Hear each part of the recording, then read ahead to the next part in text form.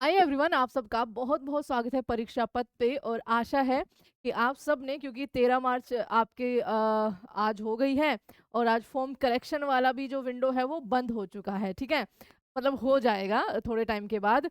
तो आपने अपने ग्रुप डी का फॉर्म बहुत अच्छे से फिल किया होगा, उसमें कोई कमी मत छोड़िएगा। स्पेशली आपका फोटो बिल्कुल क्लियर हो, आपके सिग्नेचर, आपका नाम वगैरह जो है, ये चीज़ें बिल्कुल क्लियर आपकी होनी चाहिए, तभी आपका फॉर्म जो है वो एक्सेप्ट होगा। अब बात कर लेते हैं कि अब फॉर्म तो हमने फिल कर दिया, कि अब हम तैयारी में, क्योंकि हर एक चीज को आप एक टारगेट, जब उसका आप एक टारगेट बनाते हो तभी तो आप उसमें आगे बढ़ने की हिम्मत रख पाते हो। तो ग्रुप डी 2025 जिसका एग्जाम आपका, देखिए ध्यान रखेगा, जून में, जून के लास्ट में आपका एग्जाम इसका होना ही होना है। आपका टीसीएस इसका एग्जाम या रेलवे इसका एग्जाम जो है वो जल्दी कराएगी, क्योंकि उसके बाद एसएससी के एग्जाम है। मान के चलिए आपका यहाँ पर जून से अगस्त के बीच में जो डेट्स भी आपकी एक बार आई थी, अब देखेंगे कि जब रेलवे उसको ऑफिशियल कर देगी तो लेट्स सी, आपके लिए इन्फॉर्मेशन ले आएंगे। जून से अगस्त के बीच में ये एग्जाम होने वाला है। ठीक है, तो आपको एक टारगेट लेकर चलना है कि मेरे को अपने मॉक टेस्ट में इतने क्वेश्चंस सही करने ही करने हैं। अटेम्प्ट के अभी छोड़ दो, अटेम्प्ट तो आप 100 भी कर सकते हो बच्चा, कोई दिक्कत नहीं होगी।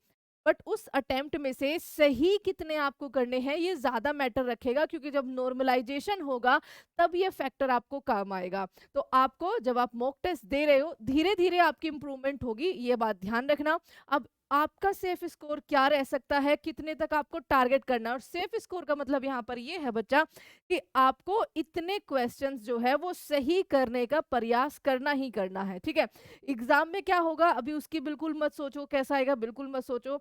अभी आपके पास जो मॉक टेस्ट है उसमें आप कोशिश करिए कि आप बिल्कुल सही क्वेश्चंस जो है वो इतने टारगेट रखें, जिसके बारे में हम आगे बात करेंगे। ठीक है, क्यों बात करनी है, क्योंकि इस बार जो लास्ट ईयर जो सॉरी जो लास्ट भर्ती थी ग्रुप डी की, उससे 3 गुना कम पोस्ट है। ठीक है, आपका बात करें तो फॉर्म इतने पिछली बार भरे गए थे उससे ज्यादा भरे जाएंगे। क्यों? क्योंकि आपके कई सारे फैक्टर हैं। एक तो ये वैकेंसी आपका बहुत सालों के बाद आई है। 3 साल की जो छूट मिली है एज में, वो बहुत बड़ा एक फैक्टर साबित रहेगी, क्योंकि उसमें बहुत सारे बच्चे आपके इन हो चुके होंगे, बहुत सारे बच्चों ने फॉर्म भरा होगा और जिन्होंने अच्छी तैयारी आपकी कर रखी होगी अदर एग्जाम्स में, या बहुत टाइम से लगे थे लेकिन उनकी एज जो है समहाउ निकल गई थी, लेकिन इसके लिए वो एलिजिबल है। ठीक है, ये आपके बहुत बहुत ज्यादा आपका प्रभाव डालेगा। प्लस आज के टाइम पे आप सबको पता है कि हर कोई ऑनलाइन पढ़ाई करने में आज के टाइम पे सक्षम है। आज के टाइम पे उसमें ये नहीं सोचना पड़ेगा कि मेरे को दिल्ली जाना है, वहीं पे पैसे नहीं है तो मैं छोड़ देता हूँ या कुछ और कर लेता हूँ। हर कोई कोशिश करेगा, क्योंकि ग्रुप डी की भर्ती है, 10th पास चाहिए, तो हर कोई इसको यहाँ पर एग्जाम देने जरूर जाएगा, जो मेरा मानना है। ठीक है, तो एक बार हम लास्ट जो आपका 2022 में कट ऑफ लगी थी उसके बारे में बात करते हैं। और उसके हिसाब से आज जो है, ठीक है, उस टाइम पे देखिए 5 साल पहले की बात हो गई है ऑलमोस्ट आपका, क्योंकि एग्जाम वैकेंसी तभी आपकी निकली थी, है ना। तब से लेकर अब तक बहुत सारा चेंज हो चुका है, बच्चा और ज्यादा मेहनत करने लगे हैं, और बेरोजगारी बहुत ज्यादा बढ़ गई है, तो हर किसी को चाहिए कि ये जॉब हमें मिल जाए, है ना। देखते हैं एक बार आपके ये जोन वाइज। ठीक है, यहाँ पर जो 2019 में भर्ती निकली थी उसकी ये आपकी वैकेंसीज है। टोटल वैकेंसी की अगर हम बात करेंगे, अभी हम सेक्शन वाइज नहीं जाएंगे, टोटल वैकेंसी आपकी 1,03,069 थी। 2025 में वही जोन्स है, वहां पर आपकी वैकेंसीज है कितनी, 32,438। ठीक है, ऑलमोस्ट आपका बच्चा कहिए तो 3 गुना या 1/3 ये आपकी वैकेंसी है लास्ट 2019। अब कट ऑफ की अगर हम बात करें, तो कट ऑफ सबसे ज्यादा को देखेंगे, जो सबसे एक तरह से कहिए ना डेंजर। और इस बार ये मत सोच के चलना कि हमने इस जोन से भर दिया तो हम सेफ है, नहीं। इस बार जो सेफ जोन कहे जाते थे वो डेंजर बन चुके हैं, ये आपको ध्यान रखना। जब भी आरटीआई का रिप्लाई आ जाएगा कि टोटल कितने फॉर्म फिल हुए हैं, किस जोन से कितने हुए हैं, तो उसकी जानकारी हम आपको जरूर देंगे। देखिए सबसे ज्यादा हाईएस्ट अगर हम बात करें यहाँ पर 70.64। ठीक है, और उसके बाद 70.98, और ये 69.6। ये नॉर्मलाइज्ड मार्क्स है यूआर कैटेगरीज के, ध्यान रखिएगा, ठीक है। इनसे ज्यादा भी किसी ने किए होंगे, इनसे कम भी किसी ने किए होंगे। ये नॉर्मलाइजेशन के बाद आ रहा है, जिसमें मैं अगेन फिर से कहूंगी कि आप मॉक टेस्ट दे रहे हो उसके लिए अभी से सीरियस हो जाओ। आपको सही अटेम्प्ट, मतलब मिनिमल आपको यहाँ पर गलती करनी है, ये ध्यान रखना जब आप अटेम्प्ट करो, चाहे आप अभी के लिए 50 अटेम्प्ट करो, ठीक है। और वो कैसे कैसे आपको अपना सुधार करना है उसके बारे में भी बात करेंगे। तो देखो जी, यहाँ पर ये कौन सा जोन है, ये आपका सदर्न कोलकाता या रांची आप इसको बोल सकते हो, जहां पर इस बार 1044 वैकेंसी है, 70.64 गई है, ठीक है। के बाद न्यू दिल्ली या चंडीगढ़ जोन आप इसको बोल सकते हो, 4785, और यहाँ इस बार बहुत सारे फॉर्म भरे गए हैं, ठीक है। ये 70.98 गई है, 71 ही मान लो।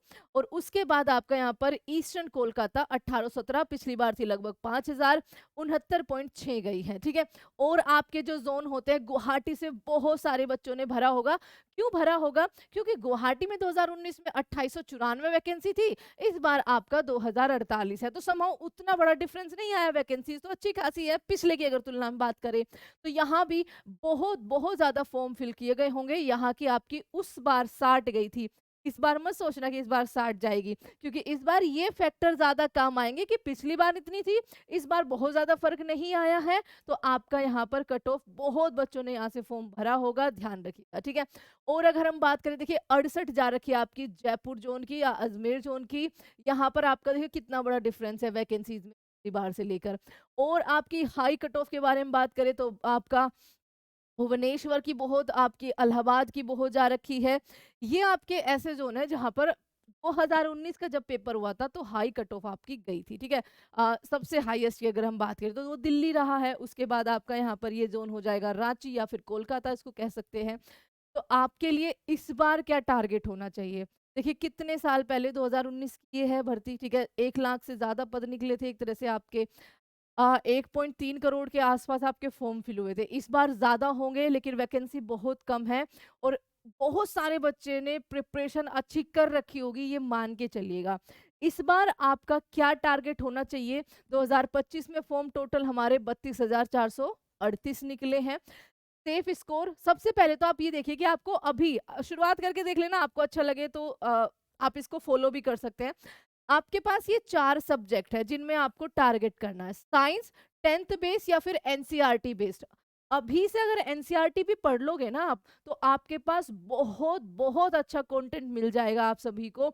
आपके पास बहुत अच्छे नोट्स बन जाएंगे। आप 25 में से 20 क्वेश्चन तो बिल्कुल करके आ सकते हो साइंस के, ठीक है। आप टारगेट करिए मैथ को, क्योंकि बेसिक मैथ, अरे 10th लेवल पर ही तो है, ठीक है। बेसिक मैथ पूछा जाएगा। आप रीजनिंग पे आपका टारगेट करिए, और रीजनिंग एक ऐसी चीज है बच्चा, रेलवे भी थोड़ी सी टफ आती है, लेकिन आप आराम से, रीजनिंग एक ऐसा सब्जेक्ट है जिसमें से आप पूरे भी मार्क्स ला सकते हो, 28 आ सकते हैं, 25 आ सकते हैं, उससे कम तो दैट मीन्स फिर हम कह सकते हैं कि आपने तैयारी अच्छी नहीं कर रखी, ठीक है। क्योंकि रीजनिंग आपका बहुत अच्छी हो जाती है, आप सभी की ऑलमोस्ट अच्छी ही होती है। देखो जीके में देखो सब कुछ आना है, तो इस पे आप, मैं ये कहूंगी कि इसको आप अभी 15 भी करके आओगे, 12 करके आओगे, 13 करके आओगे, इसको अभी आप मत छेड़िए। इसकी आप प्रैक्टिस करिए, कॉन्सेप्ट पढ़िए सारे सब्जेक्ट के, लेकिन सबसे ज्यादा फोकस जो बिल्कुल सही आपको करने हैं, कि जिनमें आपको गलतियां नहीं करनी है, वो ये 3 सब्जेक्ट आप पकड़ लो, 3, यहाँ पर साइंस, मैथ्स और रीजनिंग।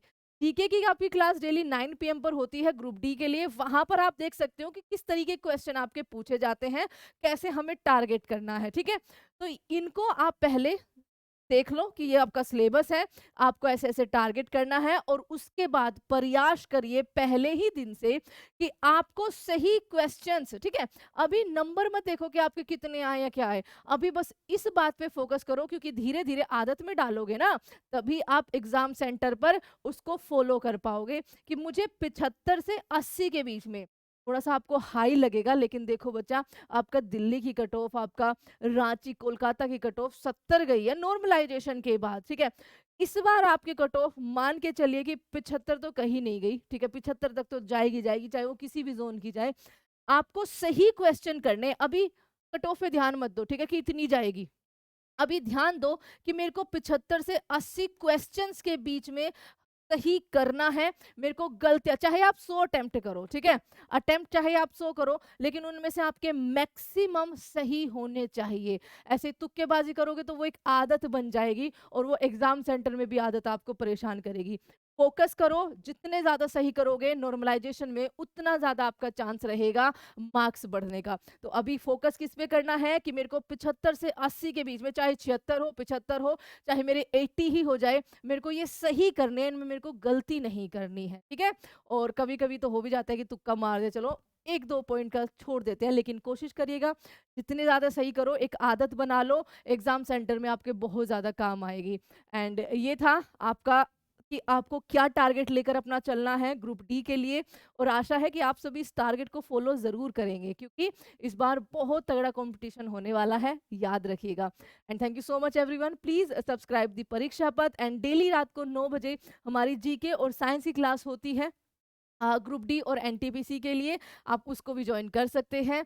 एंड जय हिंद एवरीवन, हैप्पी होली आप सभी।